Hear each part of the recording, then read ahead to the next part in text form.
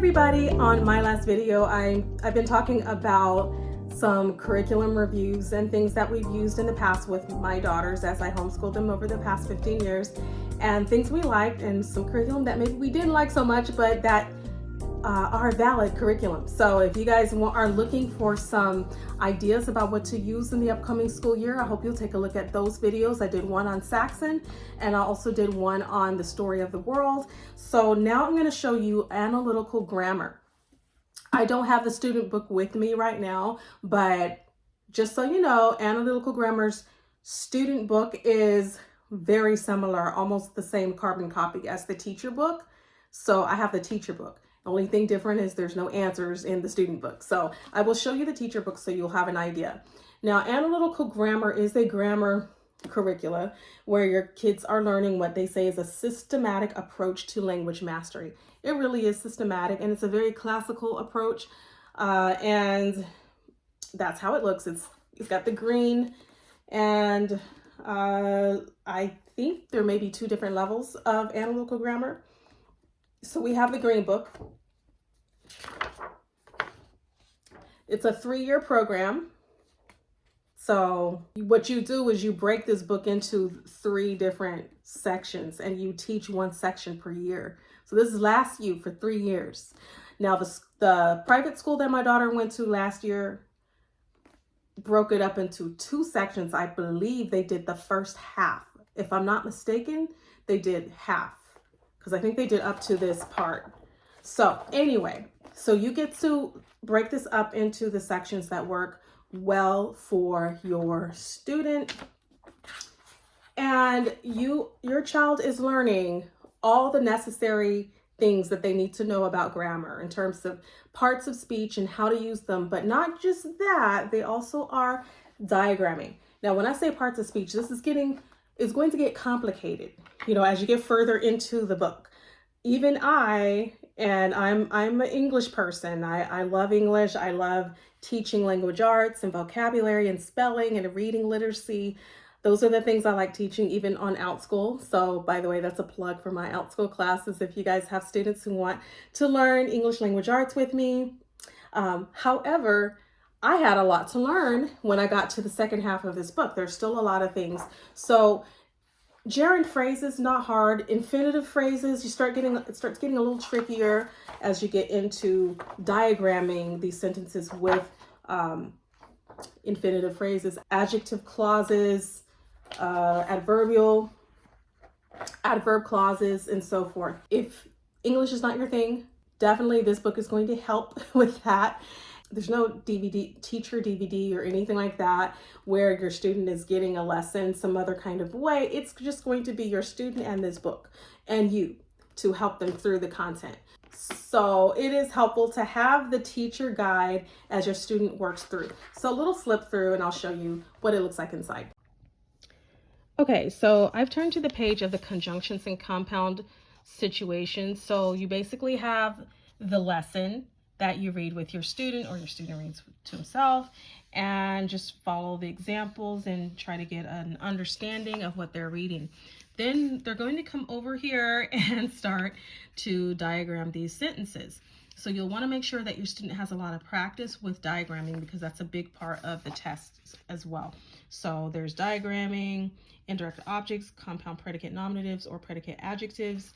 And so by this point in the curricula, they already understand what these all mean and how to diagram them, because they've already been having some experience and practice with diagramming. So you'll see all the different shapes that you can come up with on your diagram models.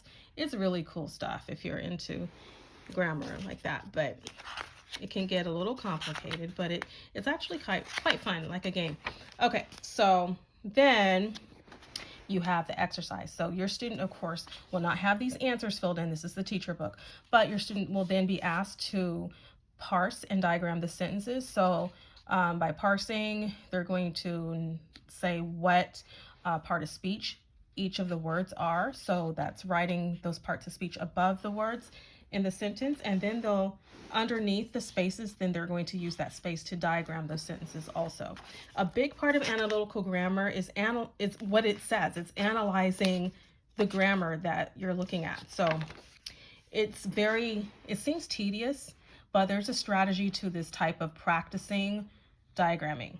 Okay, there's a strategy to it. It helps your student to really be able to break down the English language in his or her mind and understand what's happening and what the different functions of each word is. So after they go through their lesson, then they're going to have a test or an exercise, and then they're going to be asked to fill in the blanks with the right answers.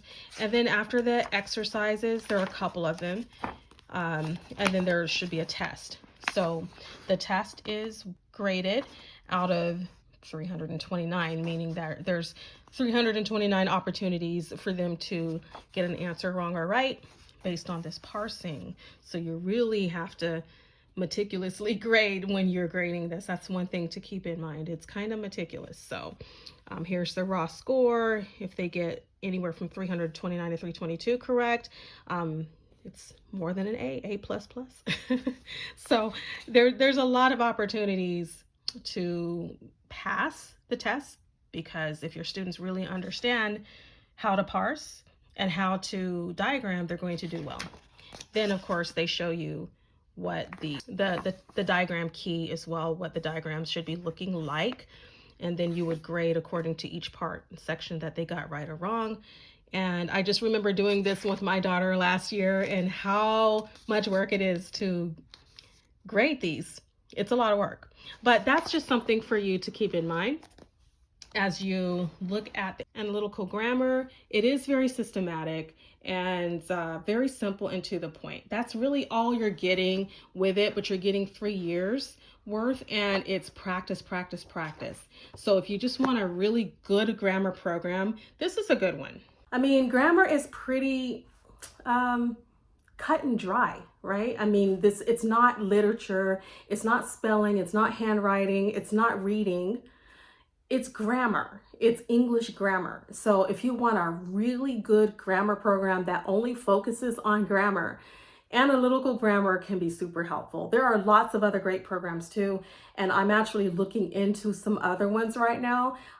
Daily Grams is one, and they're easy grammar. But this is one that can be helpful if you like this approach. So I hope you enjoyed my review and my flip through. If you have any questions, let me know. I did use this program with one of my daughters for 1 year, and we did not need to use it for the second year because we joined an online program which does grammar a little differently. But let me know if you have any questions, and if you enjoyed this content, please hit the bell, subscribe to this channel. I have more homeschool content coming out for you on a more regular basis, especially now that we are all, in this together, thinking about planning homeschooling for the next years of our journey. So I'll see you guys soon with another video to help you in your homeschooling. And that's all for now. Happy homeschooling.